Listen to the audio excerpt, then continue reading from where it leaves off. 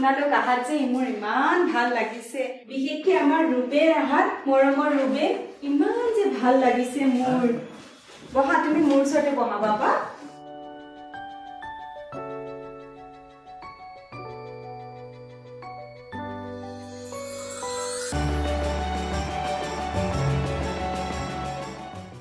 Christmas tree জোপা ইমান ধুনীয়া লাগিছে কোনে সজাইছে ময়ে কৰিলো কি কৰিম আৰু ঘৰত এওঁৰ আৰু মোৰ বাহিৰে আৰু কোন আছে হেহে আমিয়ে কৰিব লগা হয় আপোনালোকৰ আগ্ৰহ দেখি সঁচাই ভাল লাগে বৰ ভাল লাগে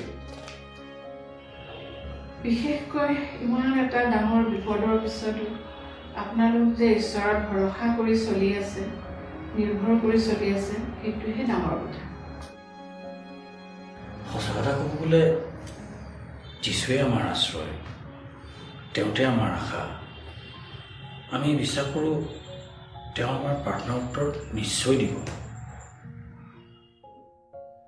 আপুনি ঠিকেই কৈছে যীশু সৰল অন্তৰে বিশ্বাস কৰিলে তেওঁ কেতিয়াও বিমুখ নকৰে ইব্ৰী 11:6 পদত কি কৈছে মিছেছ বৰুৱা আপুনি অলপ পঢ়ি দিয়কচোন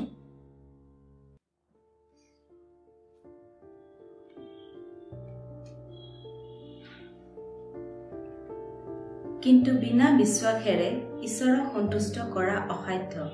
কিয়নো ঈশ্বৰ যে আছে আৰু তেওঁ যে তেওঁ বিচাৰা লোকৰ পুৰস্কাৰ দিওঁতা হয় ইয়াকে তেওঁৰ ওচৰলৈ চপা মানুহে বিশ্বাস কৰিব লাগে হে আমাৰ দৃঢ় বিশ্বাস যে এদিন আমি আমাৰ হেৰুৱা সন্তানটো নিশ্চয় বিচাৰি পাম নিশ্চয় পাব আৰু আটাইতকৈ ডাঙৰ কথা হ'ল যে আপোনালোকৰ ইমান ডাঙৰ ঘটনা হোৱাৰ পিছতো আপোনালোকে যীশুৰ জন্মদিন পালন কৰিবলৈ অকণো ত্ৰুটি কৰা নাই কাৰণ আমি বিশ্বাস কৰোঁ যে ঈশ্বৰৰ স্থান সকলোতকৈ ওপৰত আৰু এই বিষয়ে বাইবেলত স্পষ্টকৈ লিখা আছে ৰুবেন আজি তুমি আহাত যে আমাৰ ইমান ভাল লাগিছে আমাৰ ৰুবুল অহাৰ দৰে লাগিছে আপোনালোক অলপ বহক মই ভিতৰৰ পৰা আহোঁ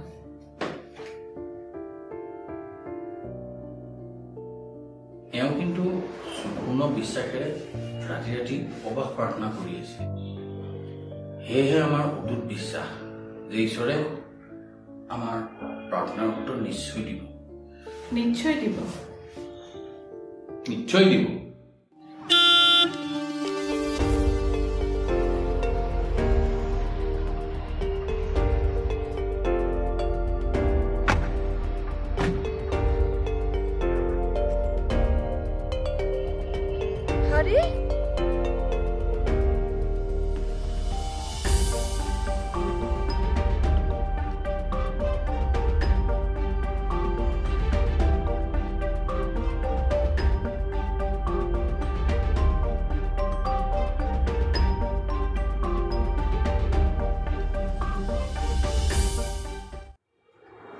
ৰুবেন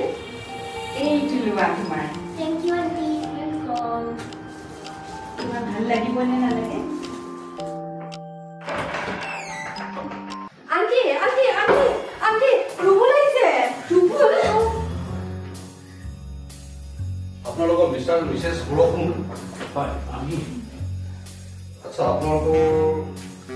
এজন ল'ৰা আপোনালোকৰ নেকি হয় হয় হয় হয় এই ল'ৰাটোক লৈ আহকচোন ৰুবুল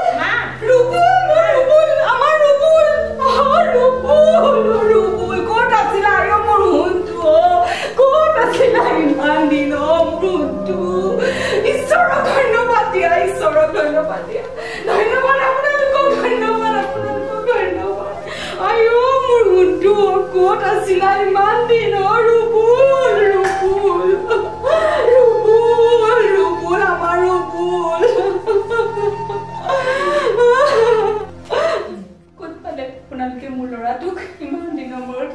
আমি কলকাতাৰ এটা ঘৰত 5টা ল'ৰা উদ্ধাৰ কৰিছো তাতেই আপোনাৰ ল'ৰাক পাইছো আমি বাৰু আমি আহিছোঁ কাইলৈ আপুনি অফিচিয়েল কামখিনি কৰিবলৈ অফিচলৈ আহিব হ'ব চাইতে আপোনালোকে এতিয়া চলি আহিব অ'কে ধন্যবাদ বহুত বহুত ধন্যবাদ ধন্যবাদ কৰোঁ স্তুতি প্ৰশংসা যি মহান প্ৰভু যীশু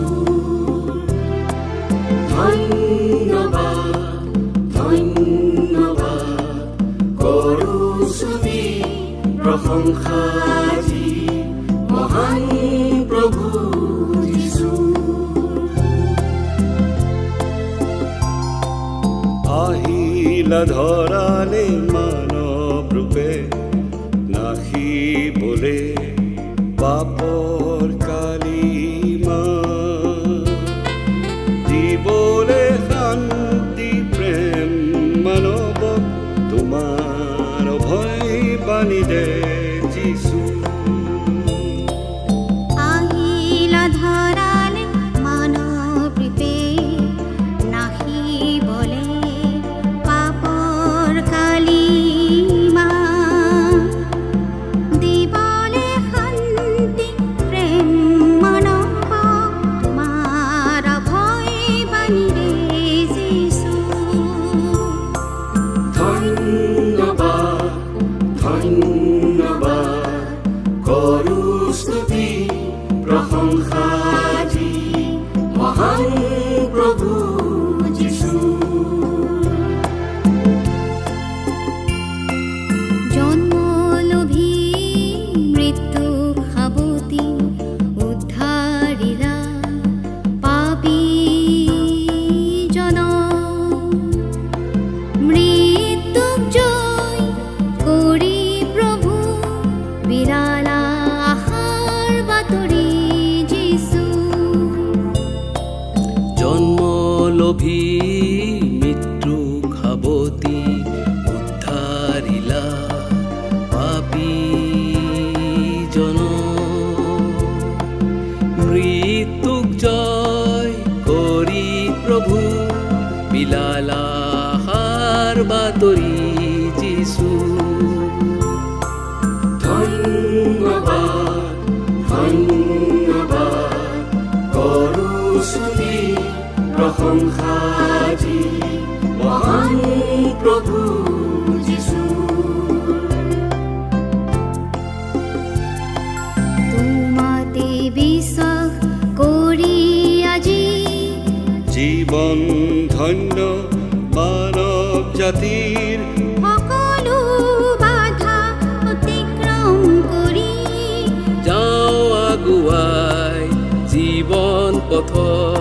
তোমাতে বিশ্বাস কৰি আজি জীৱন ধন্য মানৱ জাতিৰ সকলো বাধা অতিক্ৰম কৰি যাওঁ আগুৱাই জীৱন পথ ধন্যবাদ ধন্যবাদ কৰোঁ স্তুতি প্ৰশংসা যি মহান প্ৰভু যীশু ধন্যবাদ ধন্যবাদ কৰোঁ স্তুতি প্ৰশংসা যি মহান প্ৰভু যীশু মহান প্ৰভু যীশু মহান প্ৰভু যীশু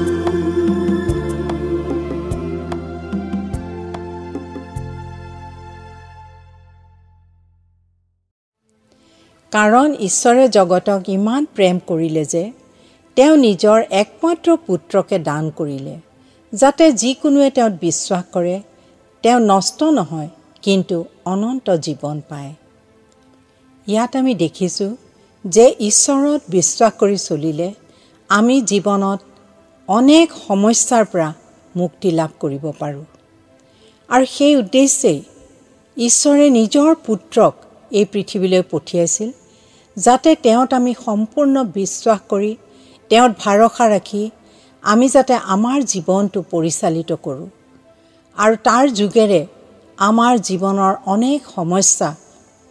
তেওঁ আমাৰ পৰা দূৰ কৰিব পাৰে। কিন্তু তাৰ কাৰণে আমি নিৰন্তৰে ঈশ্বৰৰ ওচৰত প্ৰাৰ্থনাৰে লাগি থাকিব লাগিব। অকল প্ৰাৰ্থনা কৰিলেই নহ'ব, কিন্তু আমি বিশ্বাসত স্থিৰে থাকিব লাগিব, যাতে আমি বিশ্বাসৰ পৰা লৰচৰ নহওঁ। আমি সম্পূৰ্ণভাৱে তেওঁত ভৰসা কৰি তেওঁত বিশ্বাস কৰি যদি আমি চলোঁ, তেতিয়াহ'লে আমি অনেক সমস্যাৰ পৰা যিদৰে মুক্তি লাভ কৰিম, সেইদৰে আমি অনন্তকলীয়া জীৱনৰ যিটো প্ৰতিজ্ঞা তেওঁ কৰিছে, সেই অনন্তকলীয়া জীৱন লাভ কৰিবলৈ আমি সক্ষম হ'ম। সেয়ে এই নাটিকাখনত আমি ইয়াকেই দেখুৱাবলৈ চেষ্টা কৰা হৈছে যে এটা পৰিয়ালৰ যদিও সৰু ল'ৰাটো হেৰাই গৈছিল, কিন্তু পিতৃ মাতৃ ভাগি পৰা নাছিল, কাৰণ তেওঁলোকৰ ঈশ্বৰৰ প্ৰতি অটল বিশ্বাস আছিল আৰু তেওঁলোকে সেই বিশ্বাসৰ দ্বাৰাই প্ৰতিদিনে তেওঁলোকে প্ৰাৰ্থনাত লাগি আছিল। আৰু এদিন যে তেওঁলোকে সেই নিজৰ সেই সন্তানটিক ঘূৰাই পাব তেওঁলোকে বিশ্বাস কৰিছিল, আৰু সঁচাই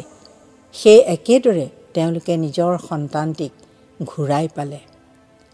সেয়ে আমি এই নাটিকাখনিৰ যোগেদি ইয়াকেই আমি দেখুৱাবলৈ চেষ্টা কৰিছোঁ যে আমি বিশ্বাসৰ পৰা কেতিয়াও আমি খহি পৰিব নালাগে। আমি বিশ্বাসত স্থিৰ হৈ আমি আগুৱাই যাব লাগে, আৰু তেতিয়াহে ঈশ্বৰে যি আশীৰ্বাদ কৰিবলৈ আমাক প্ৰতিজ্ঞা কৰিছে বা যি অনন্তকলীয়া জীৱনৰ কথা প্ৰতিজ্ঞা কৰিছে, সেয়া লাভ কৰিবলৈ আমি সক্ষম হ'ম। ধন্যবাদ।